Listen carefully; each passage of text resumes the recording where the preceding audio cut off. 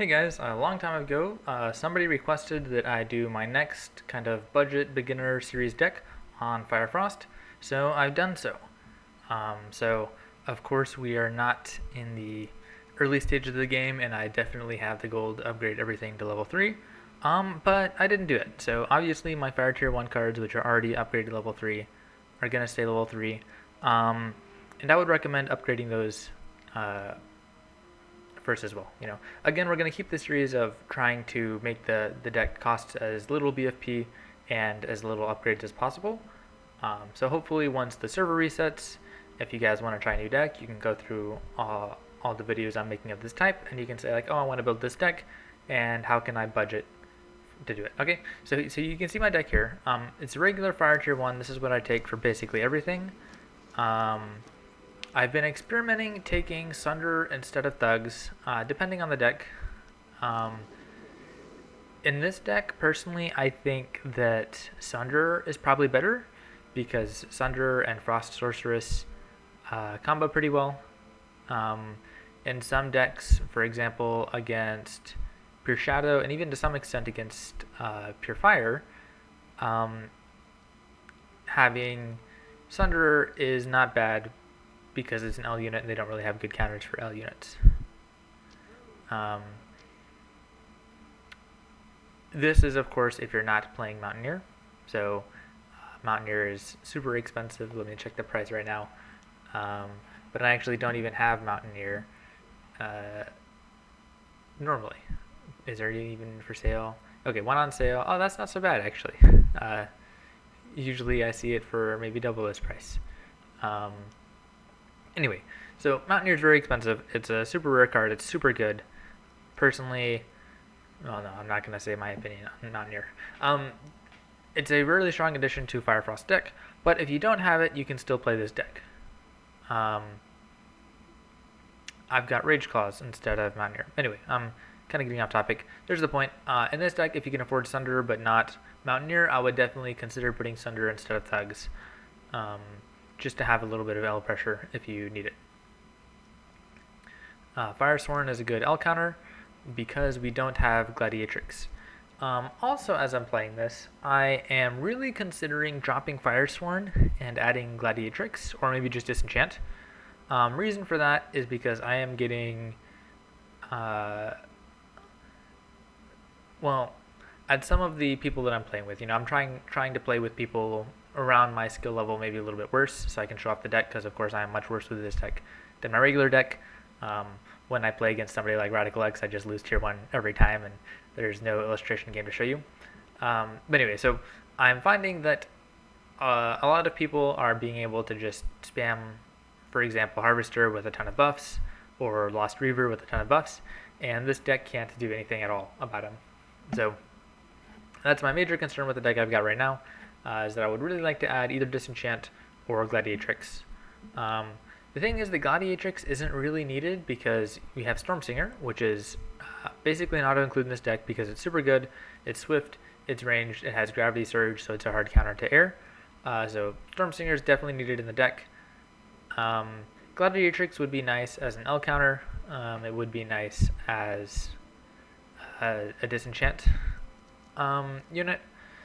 In general, I didn't really mind not having L counters because I had the Firesworn. So yeah, I would say the Firesworn and Gladiatrix are actually roughly even in usefulness in the Fire Frost deck. Maybe Firesworn is slightly better, but again, the Gladiatrix has the Disenchant, which I really missed in several games, which you're going to see. What else? So Stormsinger, obviously you need to include it. Skyfire Drake is basically another auto-include card. I've got Frostbite in my deck, which I thought would be a good card to help me defend in general against XL units or against L units. And I'd say that's so far been pretty true, is that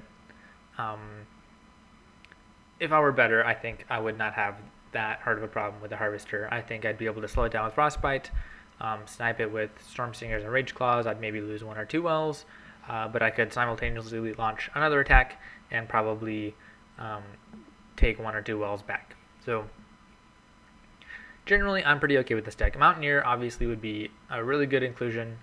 Other than that, yeah. Maybe I should switch Frostbite directly for Disenchant. I'm still thinking about it, but I'm also really liking the ability of Frostbite to slowly make unit trades more effective. You've got the Storm Singer, you can put the Gladiatrix or the Frost Shield on the Storm, or I'm saying the wrong card, Skyfire Drake. You can put the Frost Sorceress ability on the Skyfire Drake. And then when you're attacking something else, maybe another Skyfire Drake, maybe a War Eagle, you can also drop this Frostbite that makes units take more damage. And that's generally pretty cost effective. It takes a lot of power to set up, but once you've got all the units, I'm really liking this. Another thing I've observed is that this deck seems to scale pretty well. Probably not as large as those 5 to 6, 7, 8 card tier 3 Lost Souls decks. But in general, I've been pretty happy about the late tier 2. I didn't face too many burrower spams. I would say I was generally able to take the initiative in the mid to late tier 2 and then kind of close out in tier 2 and tier 3 close out. I think there was one game where I flubbed the tier 3. I've been using Timeless one with no upgrades. Definitely if you have the upgrade, it's much better because the third upgrade gives it like a much larger freeze duration. But yeah, in general, Cold Snap with just one upgrade. Mostly I use that for the charges. If you upgrade this, it's nice because it's cheaper power cost. Frostbite, I would say definitely needs to be upgrade 3 because I think it's like, pretty significantly different when it's not upgraded all the way. Storm Singer and Rage Claws. Rage Claws are the main damage dealer.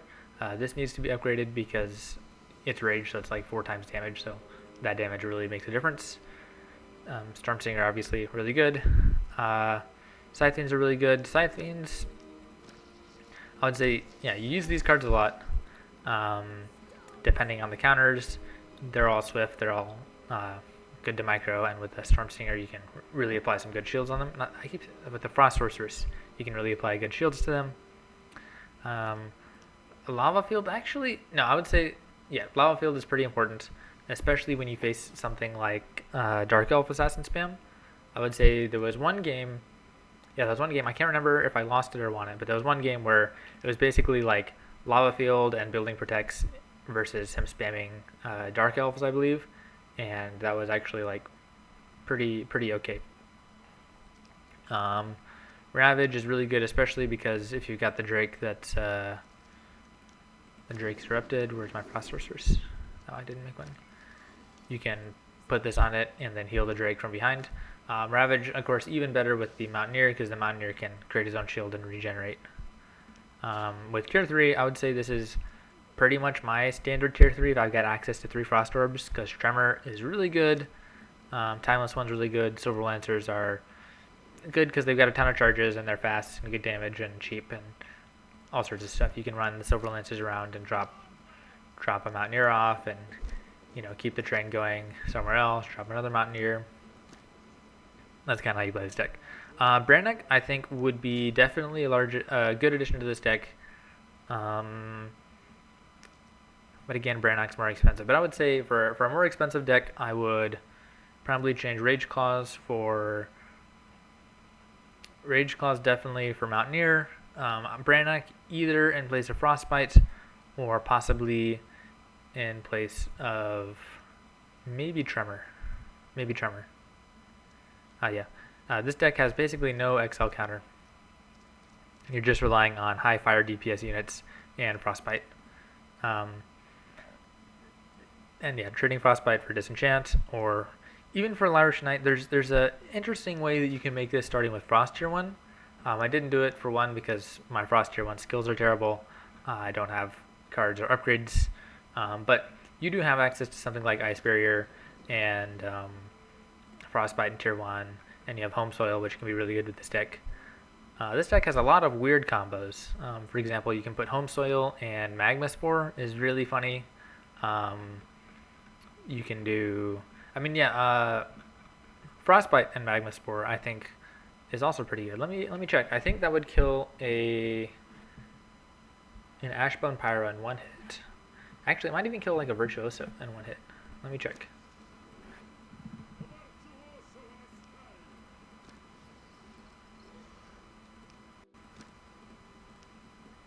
It probably doesn't, but maybe. Yeah, it doesn't. But it kills a lot of stuff in one hit. Ashbone for sure, it will kill in one hit. Dang it, I got rid of my magma spore.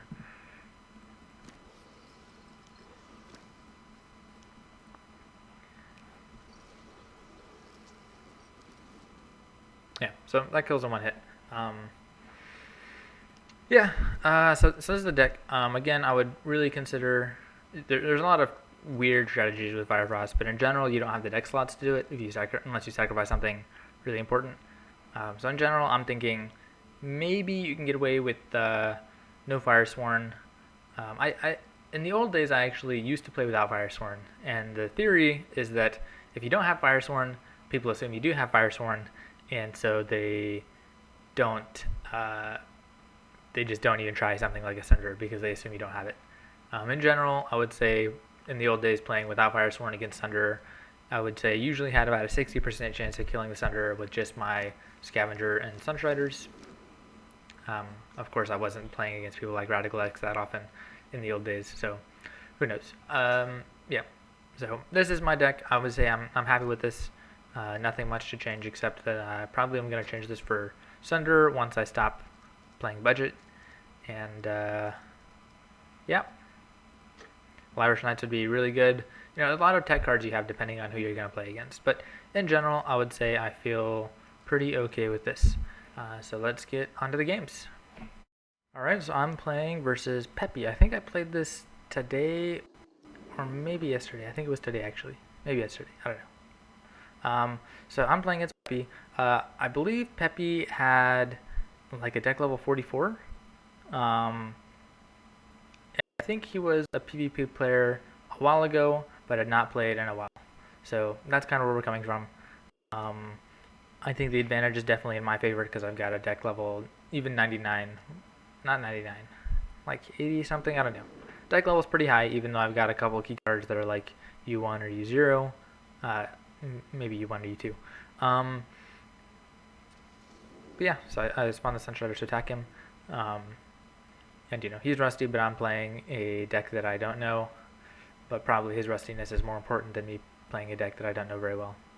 That is one of the most annoying things I would say about playing this deck, is that like I had my my lava field bound to a different key than I normally do, and I was like, oh wait, where is it? Yeah, anyway, so I decided to take this position here, mostly because I was pretty confident he wouldn't rush me. I felt like he wanted to just well up, and I'm okay with this. In general, I found that Fire Frost scales a lot better than I expected it to, so that's kind of okay with me. So yeah, I'm really aggressively pushing the wells here because I'm kind of asking him to rush me because I don't think he will. And now I've got the map control, so I can take wells more than him. I can't really say it's a great strategy. I definitely wouldn't do this against Radical X. I'm sure I'd be rushed. But yeah, so I'm building Firesworn. Firesworn are good because they can't be rooted that well and they can't be hurricaned that well. So I built him kind of expecting him to maybe rush, seeing what he's going to do, if he's going to go tier 2 or what. Firesworn can knock back these guys, and yeah, playing around footsies, seeing if I can get anything. I'm still up, no, never mind, it's 3 wells to 3 wells. Yeah, there we go. He pulled his units back a little far, which lets me get this shot. My Scavenger didn't enter the fight, and I'm running away, but I'm sure he's going to root me. He does root me. I might be able to erupt here to finish these guys off, but maybe spawning Sunstriders in the eruption in the roots is just better because they can't be hurricaned. I definitely want to pick off these couple guys, because if I don't, then he's going to be able to heal and bring them back. Yeah, so I did erupt to kill them. That's going to bring these guys almost to 0 health, and I can get 1 hit and kill them. That's kind of lucky. Sometimes you have to take a couple hits. He went tier 2. So my Scavenger is going to beat these guys. I don't have enough power to go tier 2 just yet, but I can start attacking with the Scavenger and see how much damage I can do. And we're basically even on wills, so there's no reason that I shouldn't go tier 2 immediately. I spent a little more power than him, but I did get him to spend this Swift Claw, so now power advantage is pretty much equal. You know, we both got tier 1 units that we need to get rid of. The reason he did that is because he's playing pure nature, so he doesn't have great ability to stop my damage. So if you know, my scavenger does 500 damage while he's waiting for his tier 2, then yeah, so that's good. He probably should have linked my Fire Sworn, and he may have been able to drop this, but yeah. Anyway, as I was saying, if I just start pushing and like erupting a lot and pushing with my fire units, it's possible that the well can drop because he's nature, so he doesn't want to have his wells be taking damage. That was effective for him. That was really good, or really bad for me, that he was able to get even one shot off, because it's so strong when it builds a permanent power advantage when those energy parasites can get the sucks off. So the thing is here, you want to hit them with one shot of the Skyfire Drake and then erupt them. If you have to erupt them, that works because the eruption knocks them back, but the problem is that you're not going to be able to get a clean shot with the Skyfire Drake to take them out. So again, we're going to see if I can put a shot here. He should definitely be hurricaning these guys, because the Rage Claws really do some absurd damage. He's going to come with this Parasite attacking, maybe. He should come over and try and get a suck off. My Rage Claws are going to continue to hit at his... Well, there we go. And yeah, honestly, this is going to be... That'll be okay. If I had a Frost Sorceress, that'd be really good, so I can give him a shield. But I don't. Oh, here we go. I do have the Fire Sworn that was kind of staying out of it, and the Skyfire Drake really needs to prioritize hitting these guys, because it's a pretty significant energy advantage. He stopped. I don't know why. And I frostbit him because I thought he was going to run away, and I'm doing a really poor job of chasing him. But okay. I was able to kill him with the Storm Singer. And yeah. So we're seeing how this deck, yeah, it's honestly it's even worth it to erupt. My Skyfire Drake stopped moving. I don't know why. Honestly, it's even worth it to erupt to stop getting the suck off. I got the second wall off. So despite in the eruption, so despite him getting sucks off, I'm definitely at a power advantage. That's dead. Yeah. So I can basically sit. I don't need to prove anything. He's running at me with injured units, so I can easily lava field and take them out.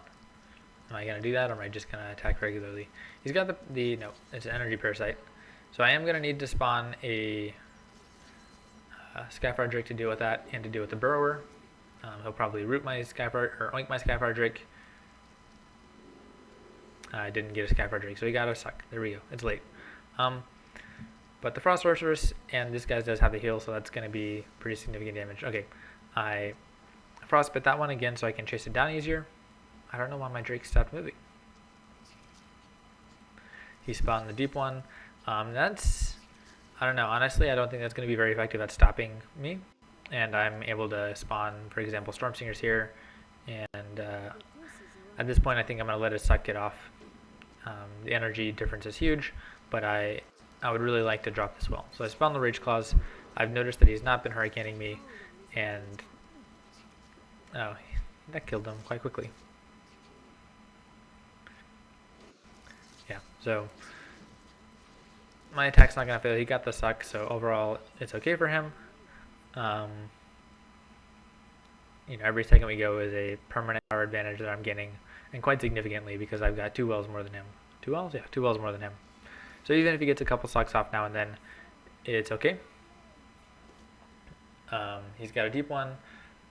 Again, I have no L unit in tier 2, so I can just use the Fire Sworn to take care of that. He should heal here, or he oinked. There we go. I've got the Skyfire Drake here. One shot, and honestly, I might even consider lava healing just to get him out of there, because I've got more power. And well, actually, yeah, Frost, I can protect my building. There we go. So I don't need to take such a drastic measure as a lava field. He's coming in with another Burrower. I probably should frostbite him just to slow him down and make him take more damage. Looks like I'm not doing that either because I want to focus my energy somewhere else where I'm not paying attention or whatever, you know. I'm trying to spread these guys out. There's the freeze. Looks like they did get a shot off on Rage Claws, but that's definitely not going to be enough to kill them. And this is nature, so no building protects. This is certainly going to fall. And he'll be down to tier 1. Yeah, so there's that's the game. I guess there's a little bit more. Yeah, so this is definitely a case of Pepi being a bit rusty, but he didn't play that terribly, and you know, I'm first game with this deck, so I'm making some mistakes too. Anyway, let's get on to the next one. Alright, this is me versus Mocaak. I think I've been calling him Mocaak, but I think he said it was like Mocaak. But I'm going to keep calling him Mocaak because I'm an ignorant American who can't bother to pronounce international names. He's playing Shadow. He usually plays Nature, I believe. So this will be a maybe interesting game. So he's got the Shadow Dread Charger. We both take these early wells and go into a pretty standard how they're opening. He's staying here, and I decided I'm going to stay here. My theory is that I'm going to outscale him in tier 2 because I'm assuming he's playing Shadow Frost, and my opinion is that this deck kind of outscales Shadow Frost in tier 2, and of course Shadow Frost, depending on the deck, can outscale it in tier 3. Point I want to mention here, it's probably better to take the one back here because Skyfire Drakes can come over here and cliff it just a little bit easier. I spawn Sun Shredders. I'm going to make him run away at least, and maybe I'll get some map control over here. So I don't mind having a super close well, at least in tier 2, because in tier 2 I can spawn my Frost Sorceress close to the base, and I can come in here with the Ice Shield buildings. He's getting his guy a little bit close to mine. We're probably going to trade Dread Charter for Scavenger. Maybe I'll get my Scavenger out. Yeah, I did. But I think he's going to get his Dread Charger out. Not really an advantage for either player. I've taken more damage between my Sun Shredders, though. He's going for an immediate tier 2. So it's Shadow Nature. Okay. I should run away with these guys because they're just going to kill my Scavenger. Yeah, there we go. So I definitely have a... Well, actually, I wouldn't say definitely have. I'm about to have a slight tier 1 lead. His guy is not healed up, mine guy is. These guys are going to fall. So I'm going to have some more tier 1 units to pressure him with in tier 2. It's not a huge difference, especially because we are in tier 2. But maybe it's enough to do something, especially because he has no heals. So, again, any damage I'm able to do is damage to stay as long as I can keep the pressure up. He's got an Ami Phantom. So those guys are good. They do good M damage. And I've got a Skylords Drake. So I want to get these guys to hit him a little bit, just so he doesn't try to get a nasty and then one shot with the Ami Phantom. It looks like he doesn't do that. And okay, Skyfire Drake versus Ami Phantom will win, but he's got a Night Guard here, which I totally didn't even see. Yeah, I was just focused on my own stuff and getting my Frost Sorceress up. I applied the shield, and he's like, nope, you're mine now. So that was definitely bad. That was not good. Definite misplay on my part. And I don't know why I'm attacking it. Okay, I froze him, so I should be able to get the switch back. I should have focused here, or maybe on this guy over here that's still alive. Probably I should apply this shield back on the Night Guard so that it doesn't die. But I'm bad. Again, this is like my first game with this deck. So definitely a disadvantage to me. Storm Singer, because Storm Singers are good in general, and they're good against Skyfire Drake.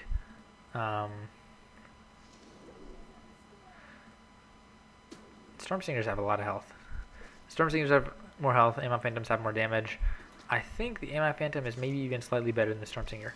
That's okay. I could have erupted. I didn't have power to erupt. If I did have power to erupt, that would be asking for it. That was bad focus fire from me. Rage Claws are up. Again, I think the main problem is that he's underestimating my Rage Claws, because people should be hurricaning them. Okay, there we go. There's a hurricane. You know, hurricane is 50 power. The Rage Claws are 70 power. So in a short-term scenario, it's effective. I erupted there. I think I wanted to kill them before he got a heal out. I should erupt the Drake. Yeah, so that is my bad, letting him keep that Skyfire Drake. It's not with Shadow Nature he can heal it, but it's not like that's a faction which has an especially overpowered Skyfire Drake.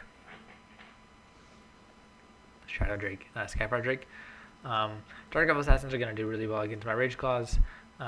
Generally, I'm just not playing this that well. One thing is that I don't need to be worried about eruptions. So it's weird to be fighting a Skyfire Drake and then like not needing to be worried about eruptions. Am I going to be able to get a heal off? Or is my Skyfire just, wander around randomly and get night guard switched? Okay, heal off, but it was too late because I'm bad with this deck. My Skyfire, I don't know what he's going to do. Just run around randomly.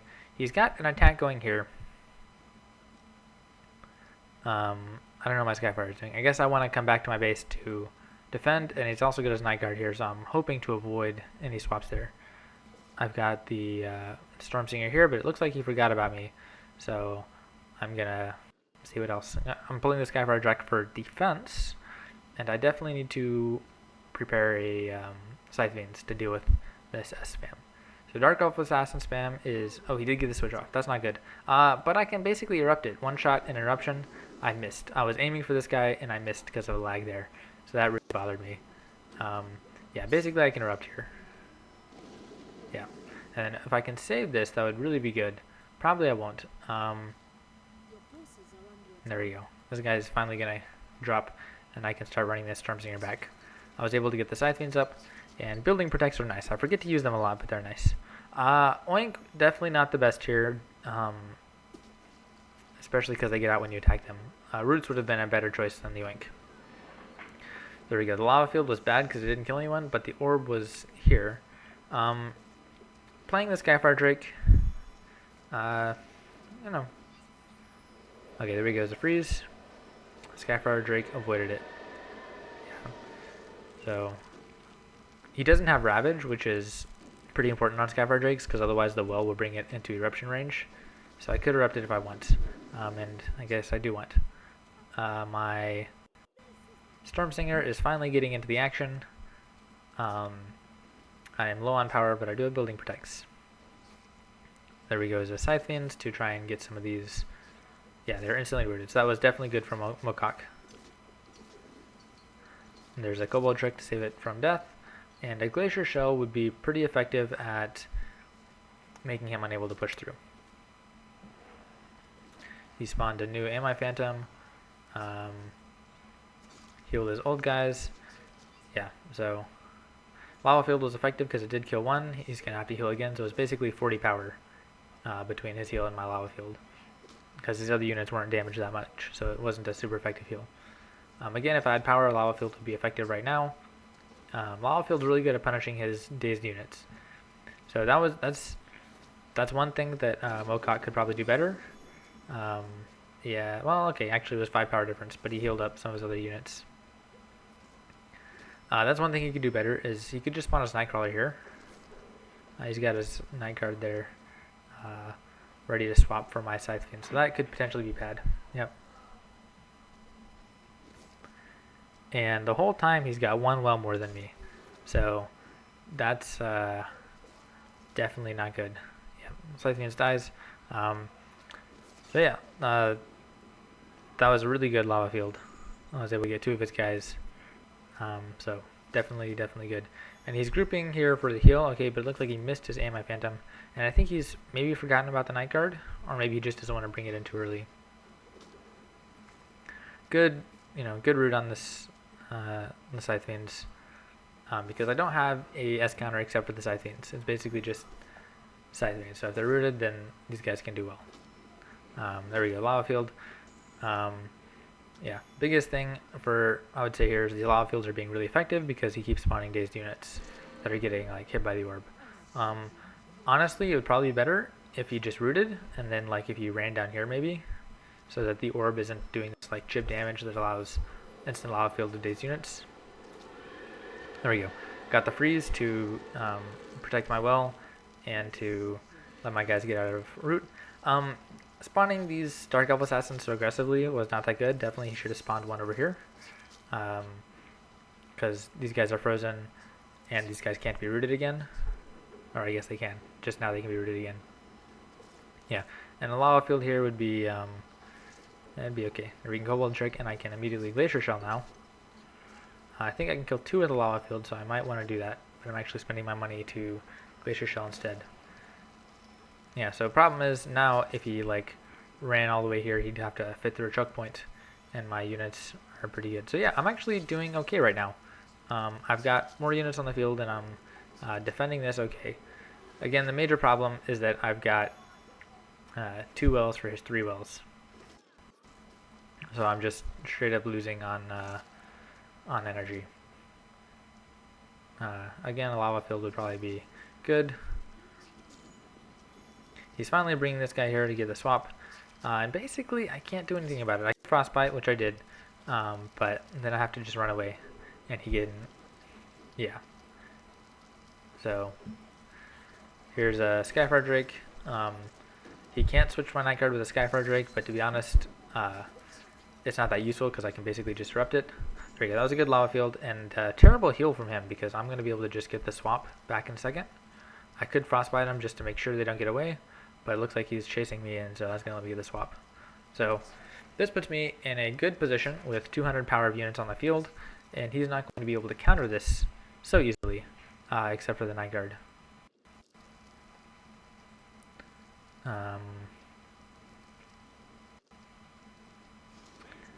Yeah, his night guard's running around randomly. This is about to nasty, and that's good. Killed my Drake, so I can't spawn from the Scythe Fiends because they swapped earlier. And my Rage Claw shouldn't really be hitting the night guard. They should be coming over here to do pressure. He goes tier 3. So this is about to be the end. Not sure what my Scythe Fiends are doing. Not sure what my Rage Claws are doing. Yeah, these guys are about to get swapped, and that's definitely my bad for not having any units to support and to try and pick off the night guard. This is kind of my last ditch ever, just to try and put Rage Claws at both sides and hope he kind of forgets about it. But, you know, he's got the ground presence. He can basically just Hurricane. He builds an Ashbone Pyro. Am I going to... Oh, I went tier 3 too. I didn't even notice that. Okay, so I went tier 3 too, so things are not so bad. I'm attacking here, which I think I should attack here because I've brought this down to more health. So I think I should have put the freeze here and really tried to drop his orb. I could play the... Nope, I got paralyzed. Yeah, and I can't swap with these tier 3 units. So he successfully defended it. My initiative attack is done. I do have some Silver Wind Lancers here. But yeah, this looks pretty bad for me. You know, the nice thing about Fire Frost is that it's not like you just get run over, even when you're losing by this small amount the whole time. Hey, look at that. I'm probably going to get a well down. Yeah, look at that. I even got a well down. I can rep that. Yeah, but now it's going to get rough. I don't have shield building.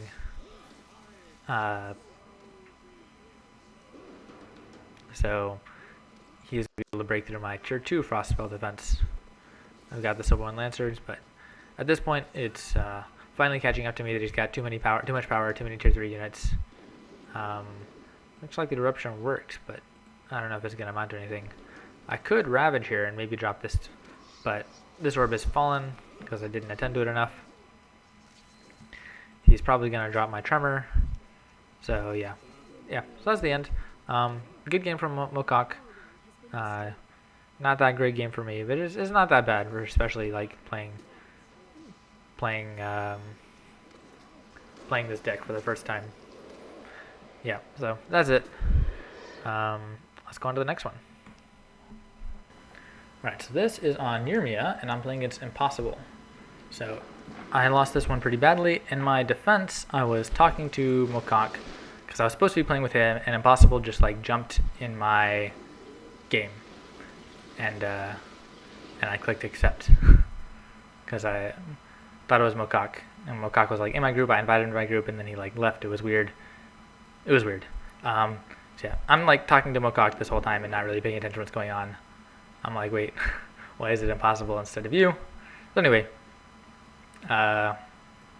here's the game. I don't think I've ever played Impossible in a 1v1, and I'm not going to count this as having played him in a 1v1, because again, this is like the third time I'm playing my budget Fire Frost deck without even full upgrades. Yeah, so he spawns the Forsaken. Looks like he wants to attack me in tier 1. Tier 1 shouldn't be too bad for me, especially because I'm playing with Thugs. In my regular Fire Nature deck, I've been trying to play with Sunder instead of Thugs. Mixed results, mostly bad, I would say, but more bad because I'm unfamiliar with how to play with Sunder and without Thugs. Yeah, I don't really know why I'm walking behind my well. I guess I don't want to get nastied. So yeah, footsies right now. He took an extra well. Honestly, I should probably take an extra well too, but I didn't. I'm not sure what I'm trying to do. That was, I think, a lag. Yeah, we saw like 2 eruptions miss from the lag. So that was bad. Basically, like, it accomplished nothing. And he's up a well this whole time. So I don't know if, maybe I can try and go tier 2. But Fire Frost at low power levels doesn't do great on tier 2. I've got so much power. What am I doing? Okay, I did take a well. Finally, I'm super behind. So, and he takes another well. So at this point, maybe it makes sense to rush tier 2. But it's not bad. I'm playing this pretty terribly. Yeah, this is just all around terrible. There's the Thugs. At least I do have Thugs. But man, I don't know what I'm doing.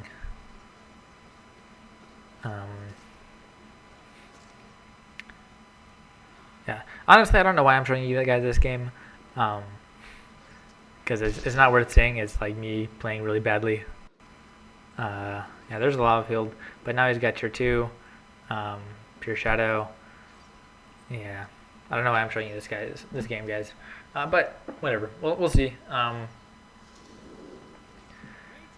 You'll see a terrible loss. You know, for the record, it's here. Okay, there's a Rage Claws. I can come in. Rage Claws unsupported is not that good because Dark Elf Assassins, and you know, again, he's got the whole. He's got an entire power well more than me. So from his end, it's really looking good. From my end, it's not good at all. Scythe Fiends to counter the Dark Elf Assassins, but of course, Nightcrawler can counter my Scythe Fiends. He's got the Night Guard already made to take over my Scythe Fiends. Since he's got the Night Guard, when he sees I'm playing Fire Frost, it's basically a good idea to build it right away. Even if I don't take Mountaineer, which he's expecting me to play Mountaineer for sure, because it's Fire Frost, and most people play Fire Frost with the Mountaineer. But even without the Mountaineer, you can take over Scythe Fiends, you can take over Skyfire Drakes. It's definitely good to have the Night Guard. Shadow Mage is gonna run out of health before it does too much damage. He's really trying to come over here and take my Nightcrawler. So if I can get a freeze, that would be not the worst. His Nightcrawler died. Freeze wouldn't be worth it anymore. I don't know why they stopped moving. I've got a fair amount of power, but he's getting really close to a Harvester. So there's a lava field. I might be able to push through. Actually, I'm probably going to be able to force through. He's bringing his Night Guard into action, probably trying to swap for my Scythe Fiends. To be honest, I don't really care, because I can freeze. I can keep hitting this well, and he's attacking me now. So he's probably going to come with a Harvester. No, he doesn't. He used his power. Yeah. So he poured it away. Am I going to be able to get a hit off? I can erupt this, honestly, in like 2 more hits. Yeah, so I erupted it, and I'm trying to stay alive here. Rage Claws, yeah, probably is the best because they've got good stats. Yeah, I did drop a well. So I got this switch off, but I can't control them. So I don't know why. This is some kind of weird bug, but I couldn't control these guys at all. And I think at some point, oh, he was able to get the switch back is what happened, yeah. So I don't know, this was weird. I wanted to like do something with these guys, but I couldn't. And he was able to get them switched back. Yeah. Skyfire Drake, I think I want to push more. So it's definitely good for me that I was able to take as well, but I certainly wouldn't call it an advantage. I would say against Shadow probably, yeah, that was a really good nasty. I didn't realize it would kill my Drake, so definitely really good from him. So far I'm able to keep pretty good pressure. I'm not losing power permanently anymore. I'm in an okay position. He's probably going to nasty. And now he's got my Scythian. Scythian's Stormsinger is probably the best counter for those. And Scythians of my own, because Scythians are just generally useful. The knockback, I should probably frostbite these guys. Yeah, that's a big attack here. I don't have power for a lava field. Of course, it would be really nice. But you know, I do have the building protects, so that's good. Yeah, overall, actually, this game is not. I'm not doing as badly as I was doing in Tier 1. Yeah, if I can lava field, that'd be good. But now he's gonna have. Yeah, Harvester is coming soon. So. Yeah, and I took a well. So. I don't think this is gonna do much at all. I did a really bad job of getting my guy out of there. But I'm gonna double repair this, and now that's a problem because I just spent all my power. So Harvester is coming soon. I have nothing to do something with. The Instant Frenzy I don't think is worth doing because like it's gonna die and I'm Frost, so I can protect whatever. There comes a Harvester. I can Frostbite. I don't have Gladiatrix, which is my go-to counter in my Fire Nature deck. But of course I do have some building protects. He plays the Unholy Power, so if I disenchant, that would be just a good trade for me immediately. I should probably Cobalt. There we go. And then Glacier Shell, but it dies before I get the Glacier Shell. So he's dropped one. Well, and there he's got the double buff. So if he didn't have the double buff, I could probably stop this here. Double buff forces me to freeze, but of course he can dodge the freeze with a Cold Snap. And now he's coming over here. So that's, you know, it's okay. Yeah, main problem is that I can't do anything about these buffs that he's doing. He comes with a Nightcrawler to do something here. I was able to get the heal off. Okay, so I think I am going to get this Harvester down. So that was a good defense. I should run and heal. Yeah, that was not so good. I do have enough power. It's probably going to heal by the time it gets back. And his Harvester dropped one well. So that's not great. I've got, no, 2 wells. 2 wells? Yeah, he dropped 2 wells, I guess. So that's not good, actually. Not great is bad. So definitely losing this. And there comes the second Harvester. And I know I'm not going to be able to defend this. So, yeah, at this point, that's a good game. So, yeah, disenchant, maybe this would have been a different story. Or just having Gladiatrix. I'm not sure how much is just me feeling more comfortable having Gladiatrix, because that's usually how I counter it, and how much is like that would actually help in this matchup. And probably what I should have been doing more is pressuring harder with Skyfire Drakes with shields early on in the matchup. So yeah, that's this game. Tier 1 was bad, Tier 2 was not that bad, and you can see him hitting one of the huge weaknesses of my decks, you know, no XL counter and no disenchant. Next one. Alright, I'm back to playing against Mocaak. I'm a little late to spawn. There we go, there's my Sunstrider. Or not, where's my Scavenger? I don't know, it's late. Or it's not that late, I've been just busy working a lot today. Alright, he takes the early ball here. I take the early ball there. In general, I think I figured out that Mocaak does not really want to engage in Tier 1. Which I'm happy with, because I'm feeling okay about my deck outscaling his. Yeah. So, and you know, I can take Powerball just a teeny bit faster. And I'm going to run over here and see if I can pressure him to spawn something. So since I've noticed that he wants to take wells instead of be aggressive, I'm hoping I can make him spawn something, and then I can take a well and, you know, have 10-20 seconds more of a well than him. He brings his Swift Claw into the fight, so I decided not to do that, and I did take the well. And he responds again with a well of his own. Still playing footsies with my scavenger. I do have the like 20 power more than him because of this. Alright, I spawned some Sunstriders, and now I have more bound units on the field. Trying to see what he's going to do. He spawns with Windweavers.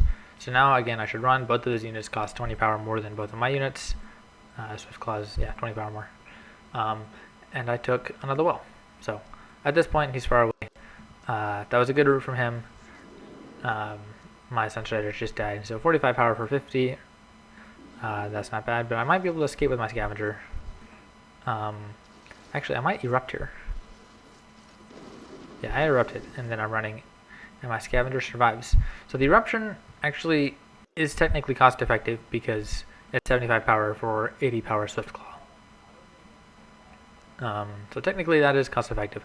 And we've got 1, 2, 3, 4 wells, and 4 extra wells from me. I do have one more unit on the field. In general, yeah, his route. Yeah, my Scavenger survived, and I spent 75 to kill his Swift Claw, so I actually have slight advantage here. And I go tier 2, and he spawned another unit to go tier 2, which means that I've got 2 guys now which counter his Windweavers that are over here.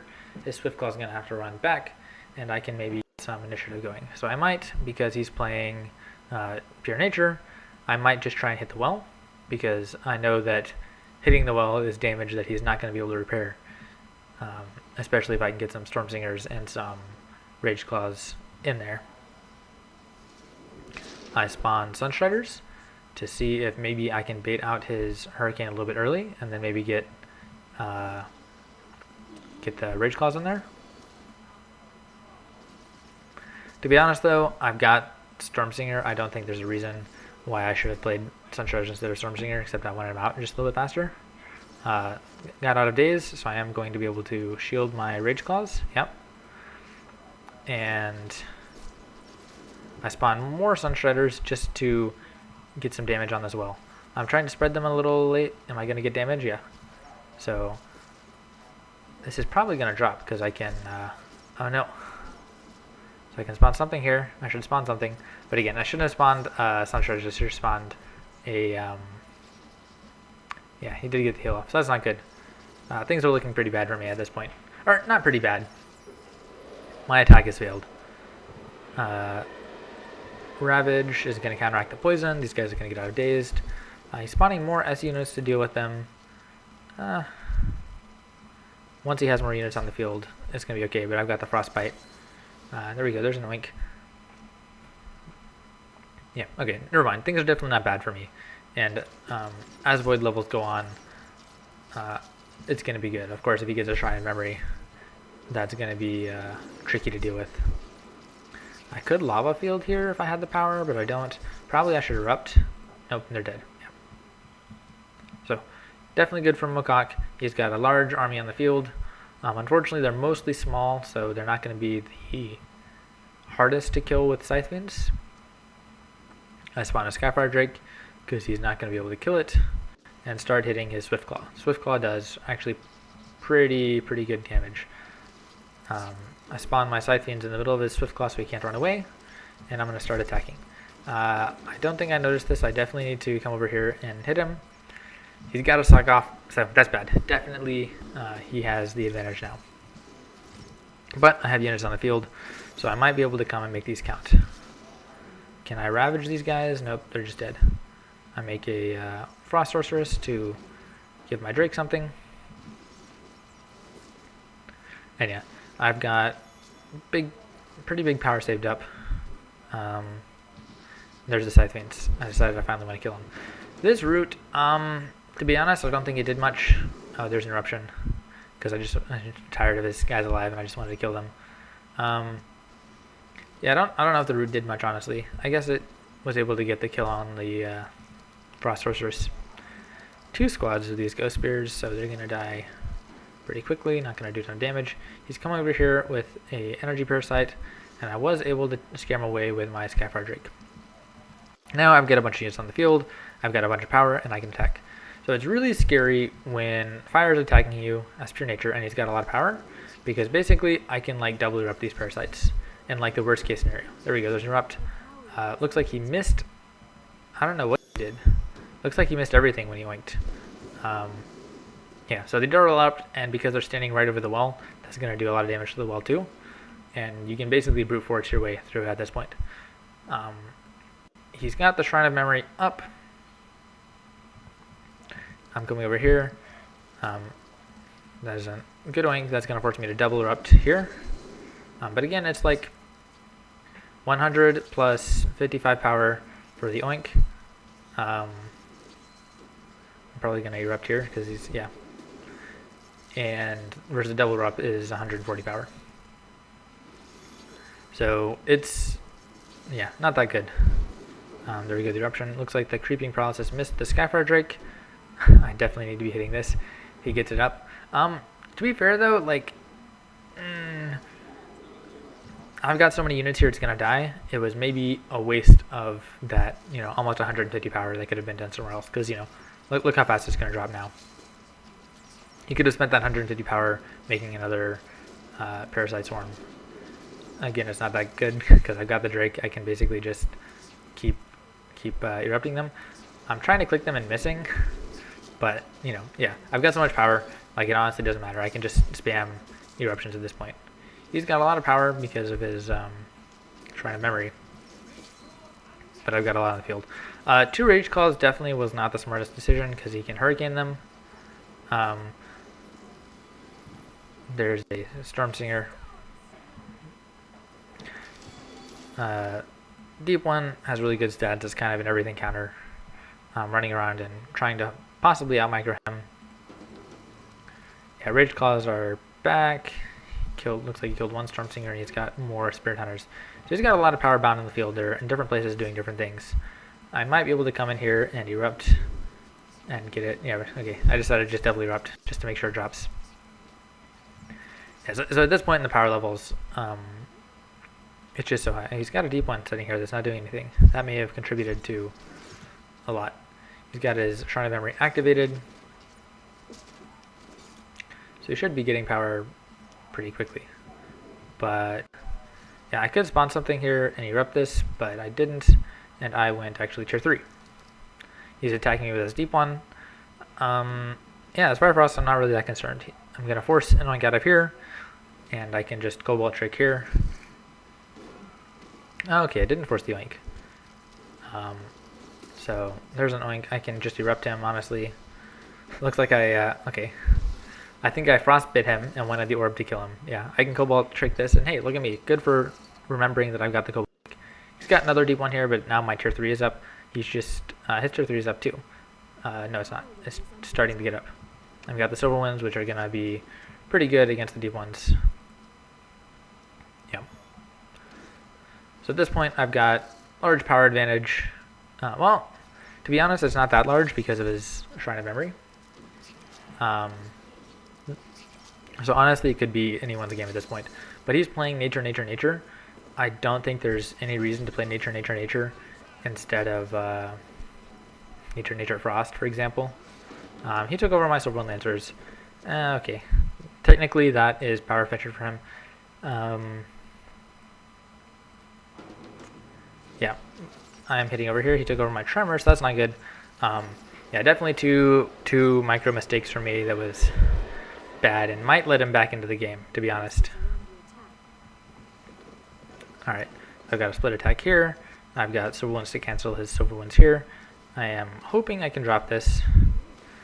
I'm almost at the point where I can double erupt, which might honestly be just the best decision here.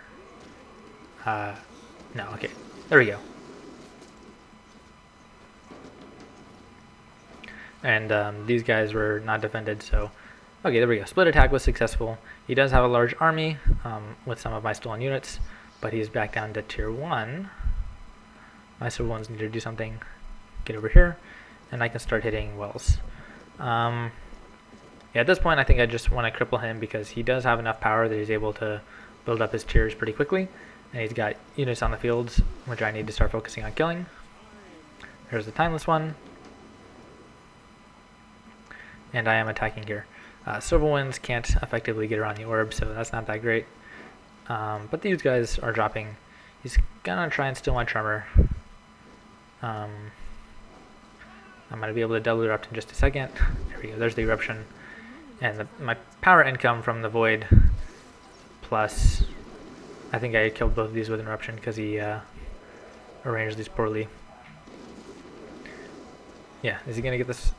Okay, he did get this swap off, but he wasn't paying attention here, and I was able to take all these guys. I can come back with a counter stroke here, and these guys succeeded. So yeah, he's down to tier 1. Yeah, definitely I need to play a better tier 3. And I'm not that good at playing at tier 3 at such high power levels. I keep dragging all these units. But yeah, so that was this game of Fire Nature versus Pure Nature. I think that at high levels, Fire Nature actually just outscales Pure Nature, just because you can do things like Lava Field and Double Erupt to get rid of stuff. So yeah, that was this game, and I think I've got a couple more. Alright, so onward to the next one. Alright, so this next game I played was against Markeet. So Markeet is playing Frost. Actually, he likes to experiment with a lot of different decks. He likes to experiment a lot. So in general, I don't think his decks are that high quality because they're always experimenting, but at least they're always unusual. Where's my... Okay, so he's playing Frost, and he makes a Ice Shield Tower, which makes me immediately suspect that he's possibly playing actually Frost Fire.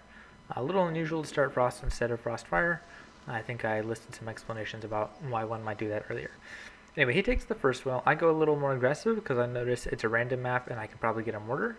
I was able to kill his Ice Shield Tower, which is a, clean, I don't know, 50, 60 power advantage for me. I think it's a 60 cost building. Clean advantage for me. It'll come back in void. So there's actually like 6 power permanent advantage, but for now I've got enough that I can probably take the well, so I do that. Especially because he's building another tower, so I know that he's really wanting to bind power there. And I could come over here, or I could just keep building material here. He takes a well to follow me, so I could, and I probably will just immediately take a well after that, especially because I've got the mortar here, so I'm really not in danger of being rushed at all. He takes his Master Archers. Looks like he wants to come over here. So, okay, and he comes back. Looks like he is considering going offensive against me. I'm not sure what I'm doing with my Scavenger. I think I just wanted to get... Oh, I wanted to get the mortar shot there, yeah. So, and that forced him to use the shield on the Frost Mage. And my Firestalker has run away. Make another Scavenger, and I'm going to be able to get more with the mortar. Now, I built the mortar in front because I wanted to consider clipping options here, but this makes it much weaker in defense. He's got his Imperials activated, so they take like 60% less damage. My Scavenger's going to die because of Frostbite. Yeah, so far it's okay. I did lose my mortar, which means my defensive potential will be much worse. So if I think he's going to keep rushing me, then I might make another mortar, but this time in the back. In general, I'm doing okay. Okay, so I should stop hitting those Master Archers because they got shielded, and now I can come back with my Scavengers. So Scavengers are pretty good in the Frost matchup. This guy's going way too far. Pretty good in the Frost matchup because Master Archers are really good, so you need Scavengers to counter them. He also plays Imperials, either instead of or in addition to Ice Guardians. But either way, he likes using the Imperials instead of the Ice Guardians. I was a little late. I should have run away earlier. So yeah, he's got a big army. Imperials are pretty hard to get rid of without mortar, or without a whole bunch of Scavengers. He's building this awfully close to my base. I should be playing something. I don't know why I'm not. Oh, I power well here, I guess. Yeah, so that's pretty risky of me to take 2 extra power wells, and I shouldn't be letting this get up. Yeah, it was only 50 power actually, not 60. Yeah, I shouldn't be letting this get up. It looks like he used Wintertide. And I spawned Thugs because I guess why not? He's only got the one Frost Mage, and this way he'll focus the Thugs instead of my Sunshredders. Yeah, so my scavengers are able to do pretty good work. It was really stupid of me to let him build his tower so close to my base, so this wall is probably going to drop. I build the Fire Sworn to give a lot of knockback against his Imperials, especially because he's got 2 of them. And if they're trying to attack one wall, they're going to be clustered together, so it's going to be difficult for him to get a good spread. I'm doing a poor job at sniping these Master Archers, and I'm not sure what happened to my Scavenger here, but that's going to kill it. So, aren't looking good. He is, this is a lot of power to just here. And I've got the Thugs, which are good for SS. He spawns a Frost Mage. I mean, okay. I used suppression on this. Yeah, I can erupt both Frost Mages. So that was a bad unit split. My well did drop. And I got more than 100 power out of the well, though. Question is if I got more than 100 power out of this well. Because if I hadn't built this, I almost definitely could have saved this one. So that was greedy of me. I'm still up an entire well, though. And I've got a center.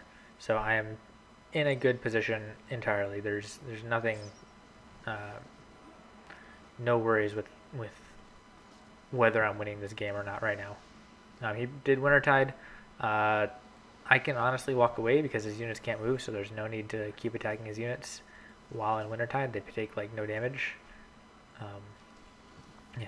Dazed Ice Guardian, not good. Just spawn it here, and that's gonna let me erupt again. He's split before I had power to erupt, so that's good. And the Ice Shield Tower was good to save this Frost Mage. So spawning Dazed Ice Guardians, I guess, is not the worst thing because you've got this tower. And yeah, okay, I decided I'm just lazy. I want to just erupt and get rid of that tower. He's used Glacier Shell on this tower, so I shouldn't keep hitting it. Whatever, that's fine. His offense has basically died. He's just trying to kill my units now. And the efficiency of the Ice Shield Tower is not so bad. But again, I'm setting up just a free well extra more than him. The only penalty was that I lost this well here. More scavengers, and at this point I might be running low on scavenger charges, so it's definitely a consideration that I should possibly be taking thugs instead of scavengers when the Frost Mage is not there. Yeah, so I'm trying to pick on the Snipe Mage. I've suppressed this so he can't shield it, and I'm hoping it'll drop before this one gets up. Okay, I erupted. That eruption was a waste, honestly. And I'm trying to get to this one. I think at this point I'm just frustrated with it, and I figured that, is it going to die? Yeah, there we go. Yeah, so erupting is, I should move these guys back a little bit. Nope, they died. Okay, he's built up a kind of critical mass, so that's not that good here, and he's gone tier 2. That's a little debatable. If he had 150 power to go tier 2, he definitely could have been pressuring me more here.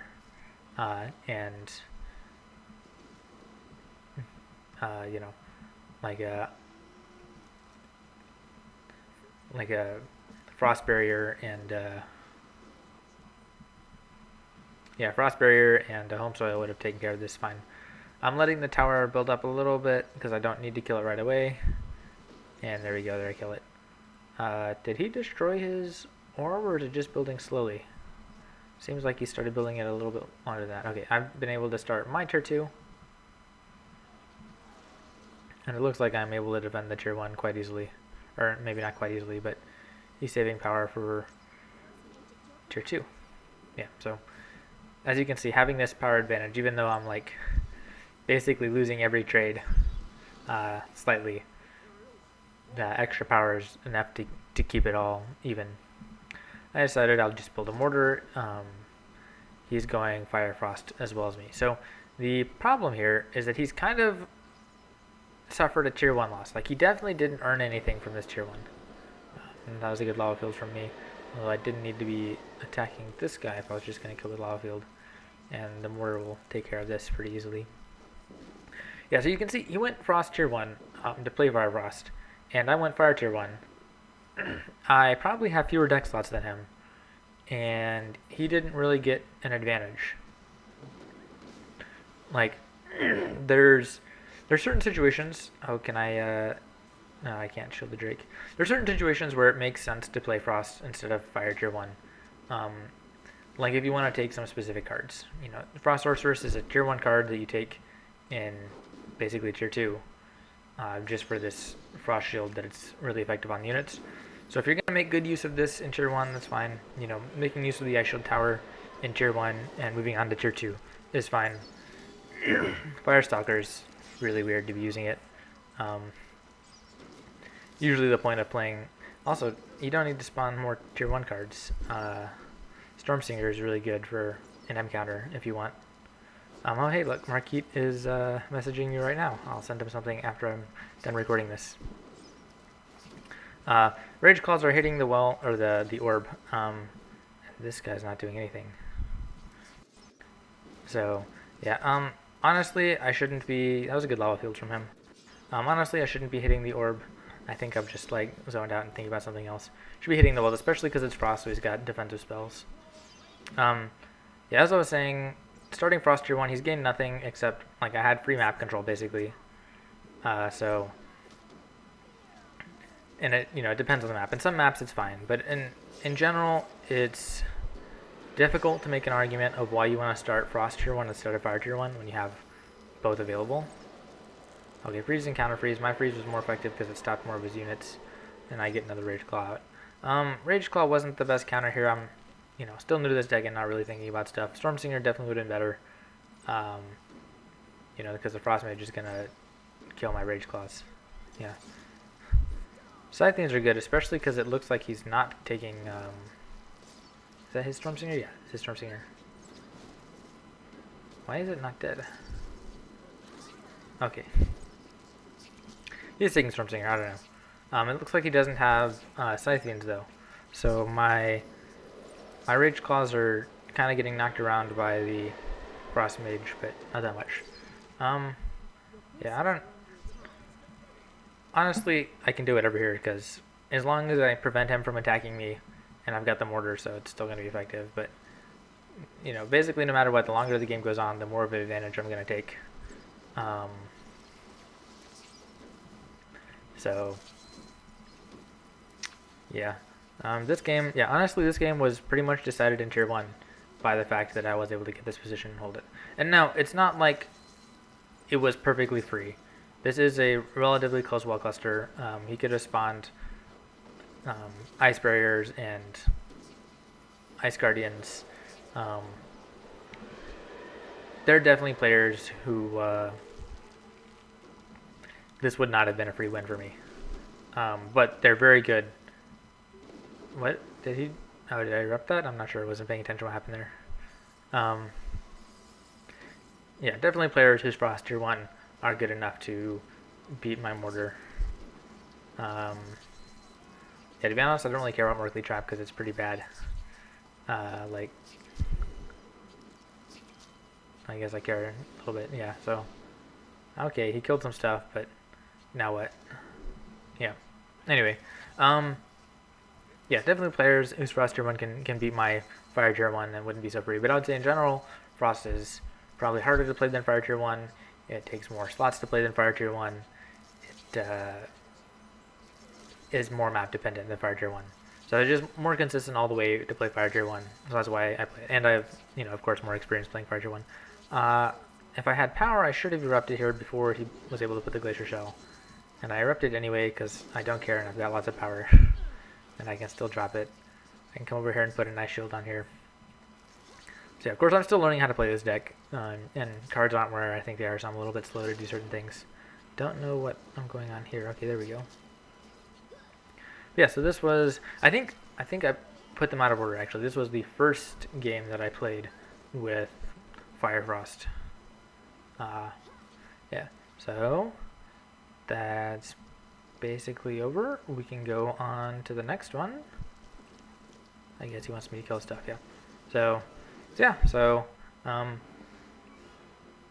yeah, main takeaway from there, I had an extra well the whole time, and part of why I had the extra well is because I was able to gain map control, and he kind of just let me have it. So anyway, let's go to the next one. I think I've got 2 more against Markeet's Frost Fire deck.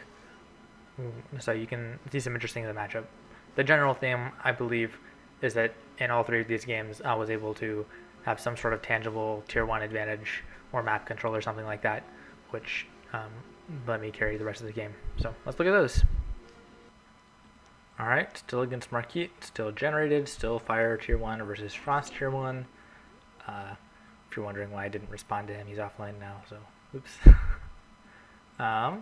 So this is going to let him get pretty much a free well position. I don't really want to take this in mortar because it's just so close to his wells that he can probably kill my mortar pretty easily with Ice Guardian or something like that. So instead I'm going to just take this well and see if I can pressure him a little bit.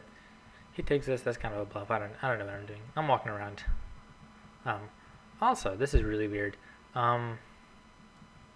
This map, okay, you can see it better here. I don't think you can actually like walk past here. It's weird. You're gonna see something, I think something weird happened with this, with that like weird part of like this being in the cliff. I don't know. I've never seen like a power well in the cliff before. Yeah, I'm going straight for, I should run away now. This is kind of pointless to just keep attacking the tower. I got him to spend 50 power on the glacier shell, and he's killed nothing of mine, so I can pretty safely take the well because he's got the 50 power glacier shell plus 50 power ice shield tower. So he's invested 100 in defense. Okay, he did kill my scavenger by using his frostbite, so definitely good on him. I should have run away earlier, right? As soon as yeah, so I think honestly I can take another well because yeah, he has no power, right? I don't know what I'm doing. If I'm going to defend, I should play Firesworn, I think, as the best card in my deck that I can use to play against him. Oh, okay, that's what I'm doing. I'm trying to walk around here, and I can't because it's weird. So I can probably run through here and kill his Ice Shield Tower, but I guess I want to just wait a little bit. There's my Firesworn.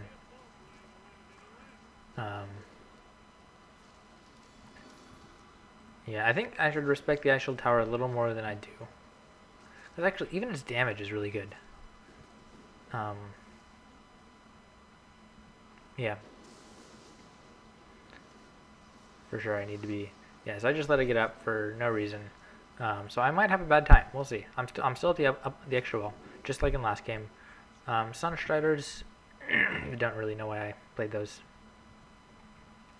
Could spawn a scavenger around here. Okay, he's pulling back. He's built the Frost Mage. He can put an Ice Shield right on that Frost Mage immediately. There we go. There's that. Yeah, spawning Sunstriders is pretty pointless because Frost Mage and Mass Chargers is all as counters. So, first one is a good card. Am I going to be able to kill that? Yes, and I was able to save my scavenger. So, good trade for me. Again, he's got another one. I decided I'd just build a mortar, force him to come a little closer to me, maybe get in a good eruption. Problem is I don't have much power. Yeah, okay, there we go. Now he's attacking the mortar.